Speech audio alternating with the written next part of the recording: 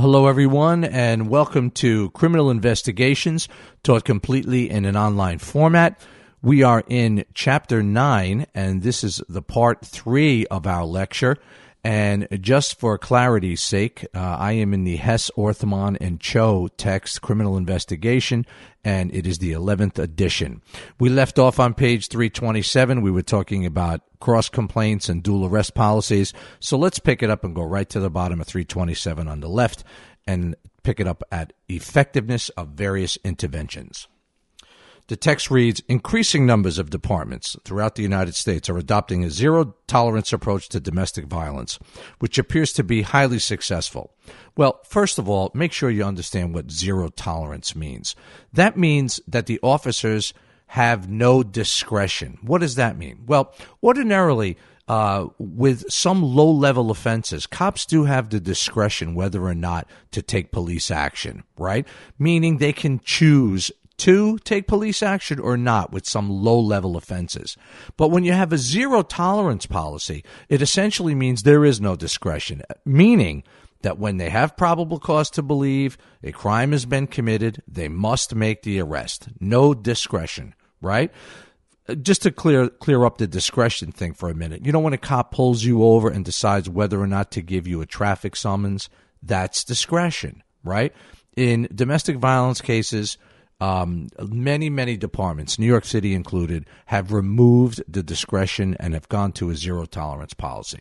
Going back to the text on the top of page 327, it says, although many departments view arrests as a critical part of a zero-tolerance stance, some researchers contend that it is not the arrest itself, but what happens after the arrest that ultimately determines the effectiveness of the response.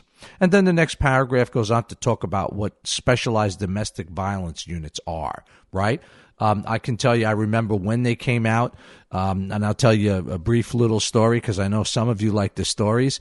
I had these two young female cops working for me when I was a lieutenant. They were both excellent cops, and I was trying to find a good place for them. You know what I mean? They very rarely got to work together. The roll call was always sticking them with somebody else. A lot of times they were on foot posts, but they were really good cops. And so I came up with the idea and went to my captain at the time and said, listen, why don't we create a domestic violence response car? Meaning, if they're working, they get into a police car, it gets assigned domestic violence jobs, providing, of course, they're available. They're not on another call, right? And so it began for the two of them. They became a domestic violence response car in our precinct. We know that when we have dedicated cops who are dedicated to domestic violence issues, we know that the domestic violence cases get the attention they deserve, right? Go down to the paragraph on the right-hand side. It says, in some jurisdictions, arrested batterers are processed through the justice system just as many other types of criminal offenders are. Jail, prosecution, and one hopes conviction. In other jurisdictions, arrested abusers are required to participate in a batterer intervention program, BIP. I think we talked about that last lecture, a counseling and treatment alternative to sending offenders in jail. And then the text goes on to talk a little bit about the BIP programs, right? So make sure you take a look at that. And then let's flip to page 328 and look at the paragraph right below the indented print. It says, results of studies have examined the effectiveness of BIPs, suggesting that perhaps the most significant factor in the rehabilitation of a batterer is the offender's stake in conformity, which is a constellation of variables that, in effect, compromise what the offender has to lose, such as marital status, relationship, or residential stability, employment. Yeah, we talked about stake in conformity, right? It's what you have to lose. And the older and more accomplished you are, the more of a stake in conformity you should have. So, for example, you know, if you have a good job and you're a member of the community and you have good standing in your church or your religious organization, and you're well known to your neighbors and your friends, you have a high stake in conformity because you want to conform, right? You want to conform. You want to play by the rules, even if you mess up once. And so the court system tends to think that the higher the stake in conformity that the defendant has, the more likely they are to be rehabilitated. And by the way, let's just remember this word recidivist. Remember, what's a recidivist? Well, a recidivist is anybody who does what? Commits a crime more than once. It doesn't matter how many times they've been caught.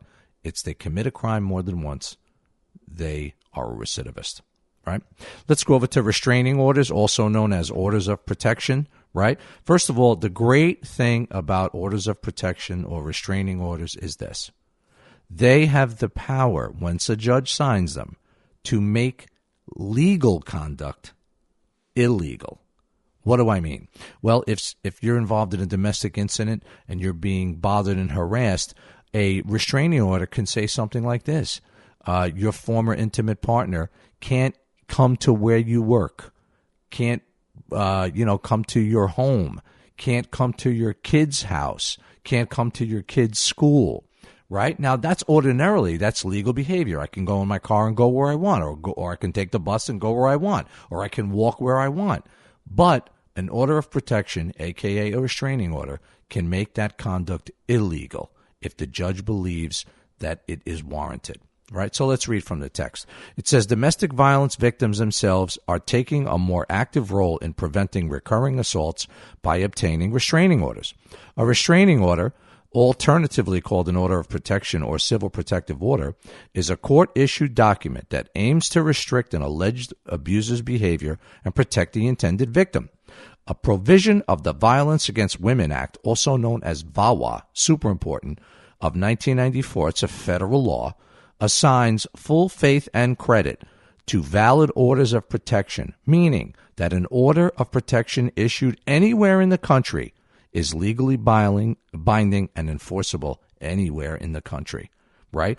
It used to be that if you had an order of protection, let's say in New York, and the former intimate partner who's abusing you follows you to Pennsylvania, it used to be that order of protection was unenforceable. But with the passage of the Violence Against Women's Act, VAWA, which was again federal legislation, it basically said, no, an order of protection issued anywhere is good. Anywhere in the United States is good anywhere in the United States. And let me take it one step further for you. The New York City Police Department policy is this. If you had an order of protection against a person and it expired, right, means, it's a year old usually, right? The 90 days or a year old sometimes. It depends what the judge wants to give.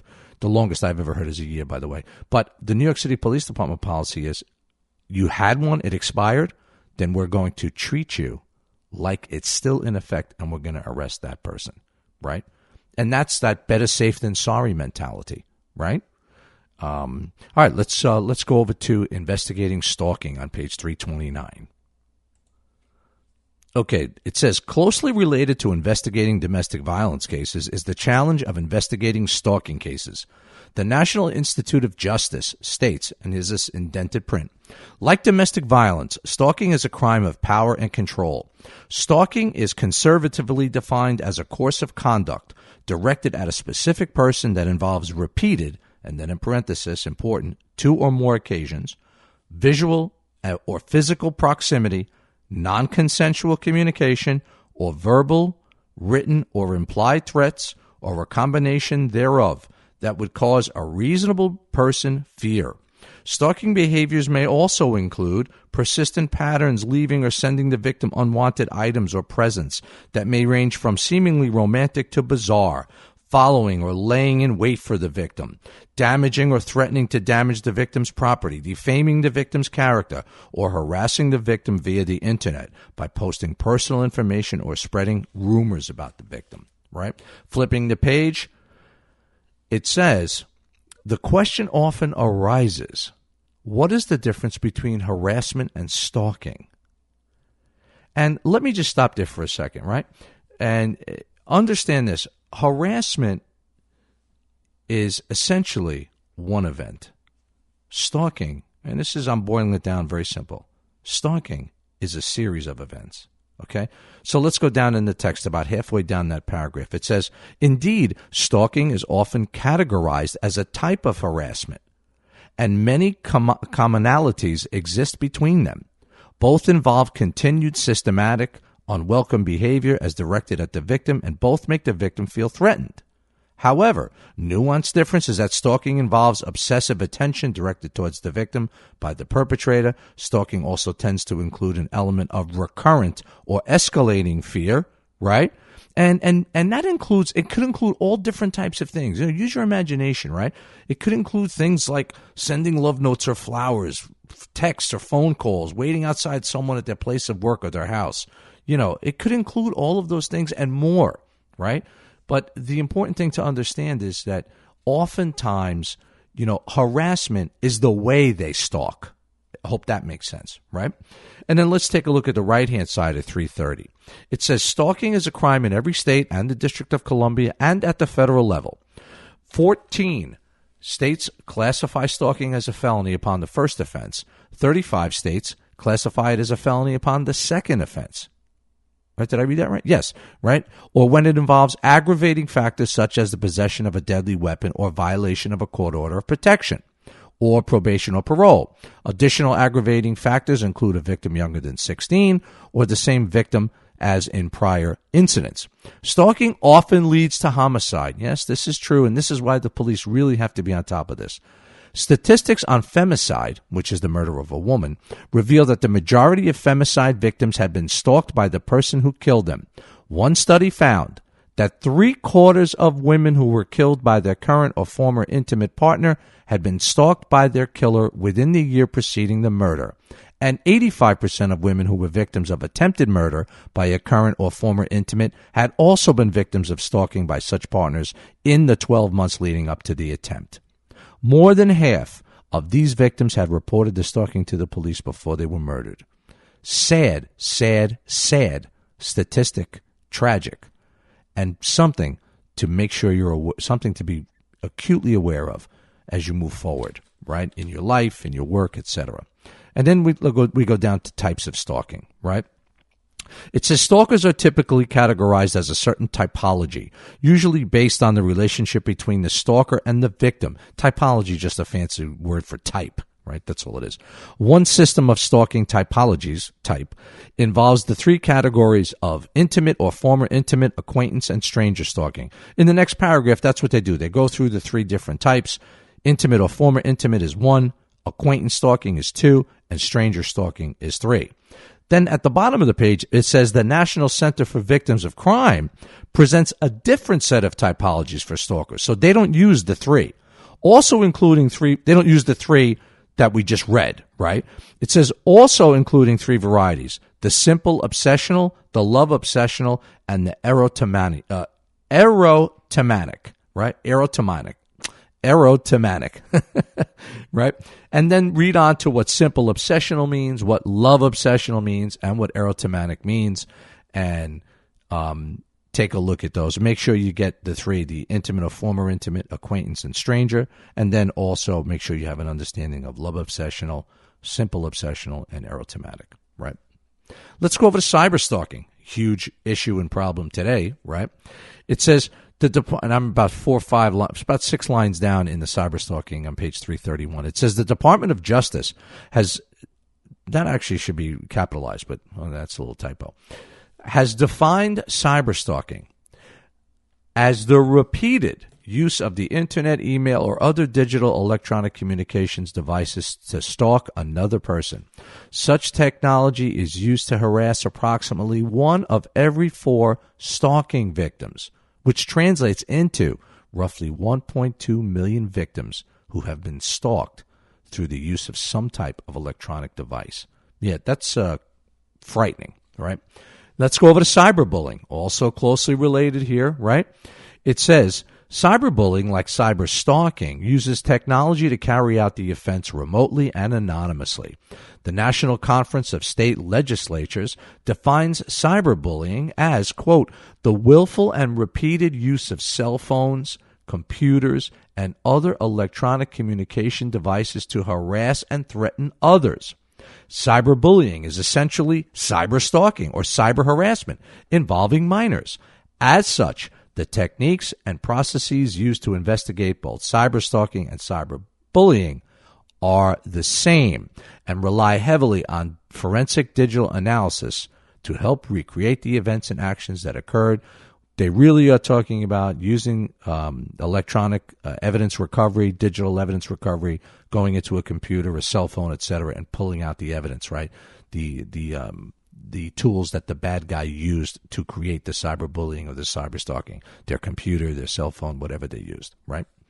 Let's go down to legislation and department policies on page 331. It says the first anti-stalking laws were passed in 1990 in California. Since 1999, all 50 states and the District of Columbia have enacted general anti-stalking laws, as well as expanded their legislation to include either cyberstalking or cyber harassment offenses. 35 states have enacted some form of legislation to address cyberbullying, and Title 8, Section 875 of the U.S. Code, right, which is the federal penal law, essentially, right, it's the set of federal laws, makes it a federal offense to transmit electronically or otherwise any threatening communication in interstate or foreign commerce, with such acts punishable by fine, imprisonment for as long as 5 years, or both. And let's flip the page and talk about the police response. And let me tell you this, I was the executive officer of the New York City Bias Crimes Unit, right, also known as the Hate Crimes Task Force. And we would get a lot of these things, the threatening emails, the threatening phone calls. We get a lot of cases like that.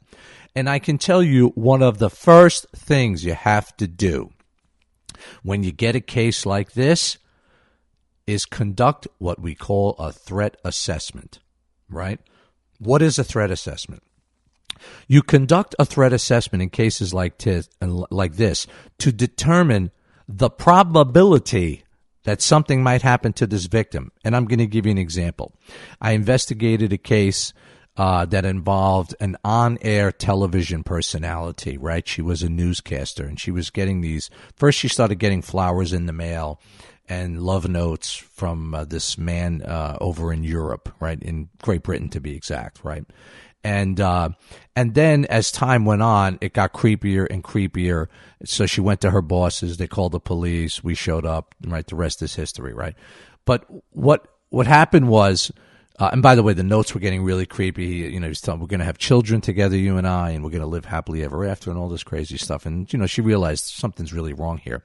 So what we did was we conducted a threat assessment. All right, and with the help of some retired FBI agents who worked over in Great Britain, they were able to locate this guy for us. Right, and basically reported back to us that the guy was almost wheelchair bound. He was morbidly obese. He was ill. He was in this little ramshackled house in what we would call the rural section of some the countryside in Great Britain. And, super unlikely he was going to get on a plane, cross the Atlantic, and come to New York and do harm to this person.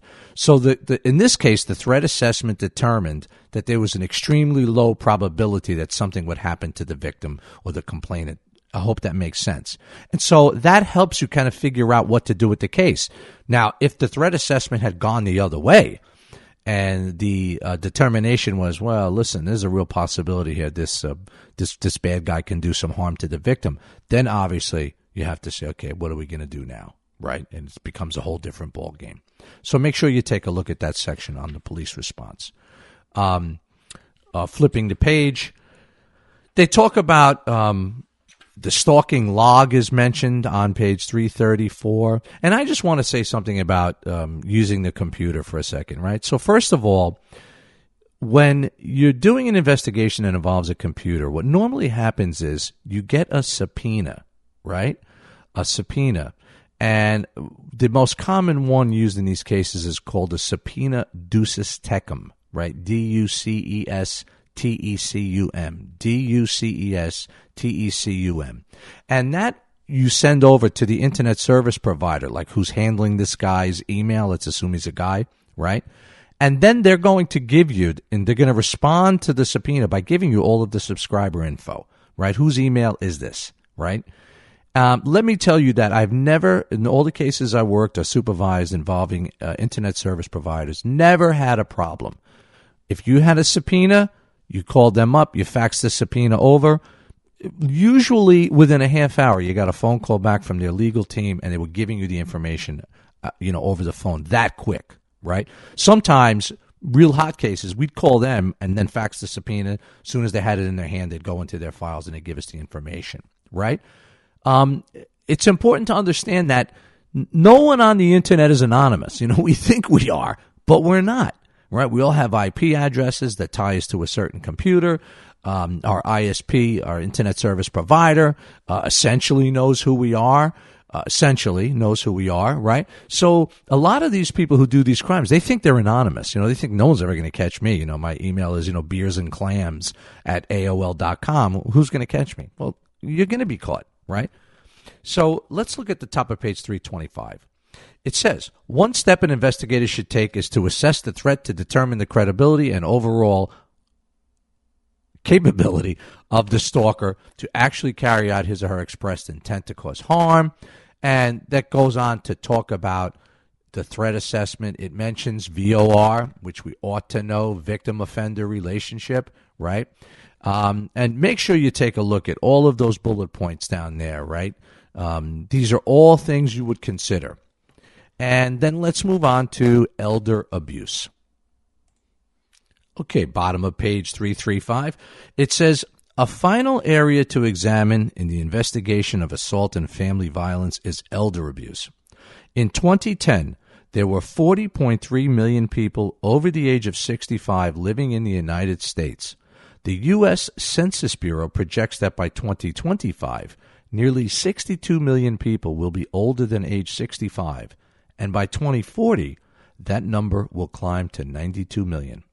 As the U.S. population ages, a growing concern in law enforcement is elder abuse, which the National Center on Elder Abuse defines as intentional or neglectful acts by a caregiver or trusted individual that lead to or may lead to harm of a vulnerable elder.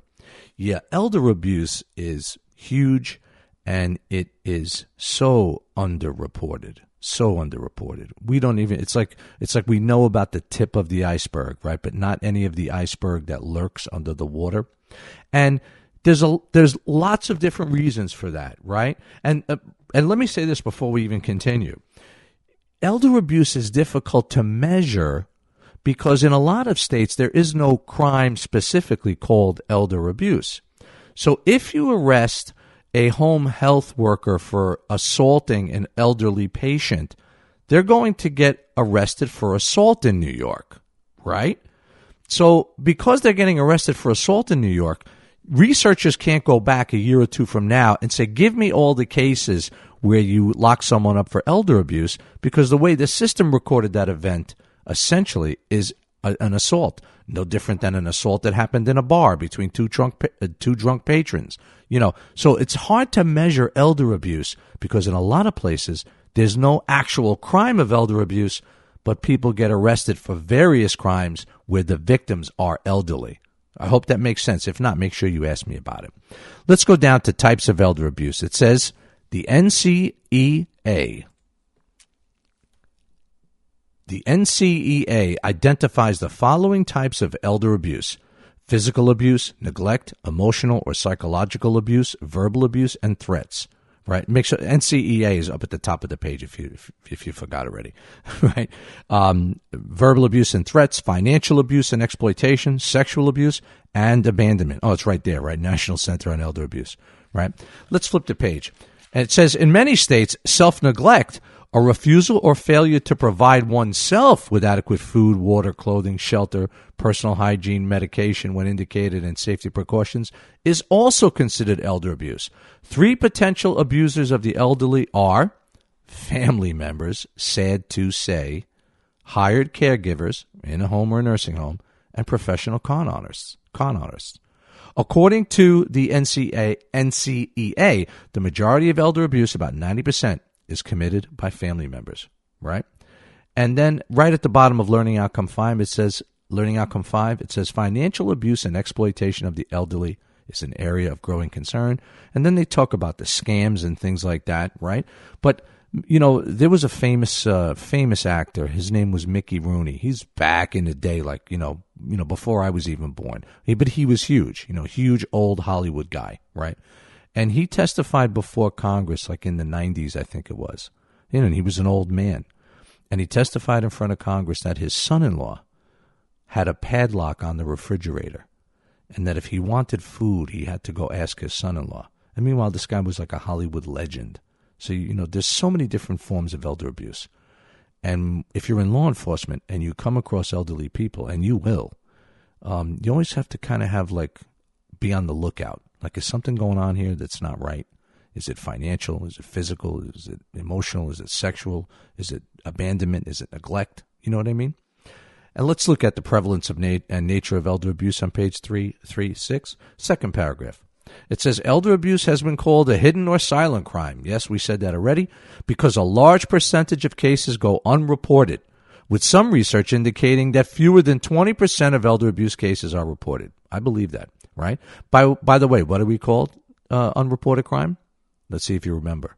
The dark figure of crime, unreported crime.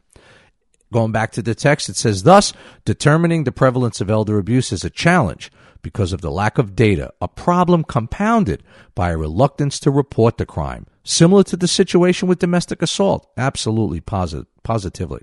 Some elderly individuals are physically incapable of providing information, or may be suffering from conditions such as senility or Alzheimer's disease that might cause others not to believe their statements. In other cases, victims may fear further abuse or loss of the care of the only provider they have, or they may be embarrassed that their child or someone who loves them would mistreat them.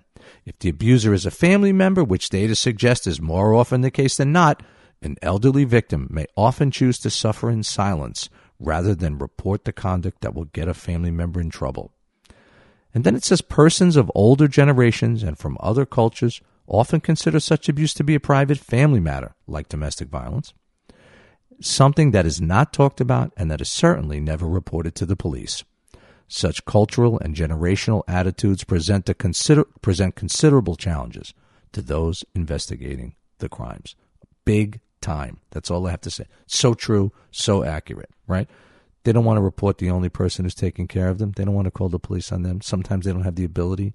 They either have dementia, or they're frightened, they're scared, or they don't even understand really what's going on, right? Then it says indicators of elder abuse. And on 337, they have these great bullet points about indicators, the signs of physical abuse, the signs of financial abuse. Make sure you take a look at them, right? And then flipping the page, they talk about the police response. And on top of page 338, they talk about a vulnerable persons unit. The NYPD has the Special Victim Squad. I'm sure you've watched it on TV 1,000,005 times. And they also have senior citizens specialty units, like a senior citizens robbery unit, right? But the Special Victim Squad really leads the way, right? Really leads the way in handling elderly victims of crime, right? And sex offenses, by the way, and children victims of crime. And it says on the left-hand side of 338, after the indented print, it says, many of the same skills used in dealing with domestic violence and child abuse are applicable in an elder abuse investigation, and that is completely accurate.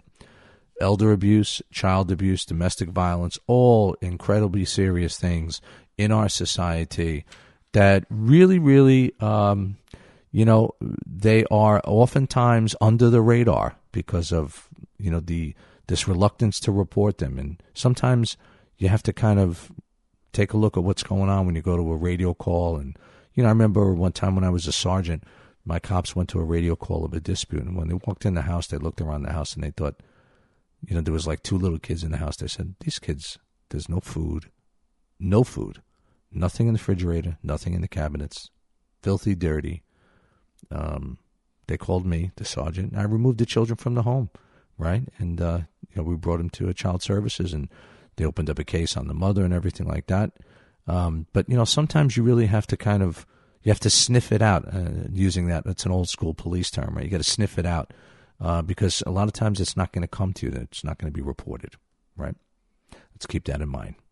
And always, always be careful, be sensitive, be caring, be compassionate, because the victims are very fragile in all these crimes, right?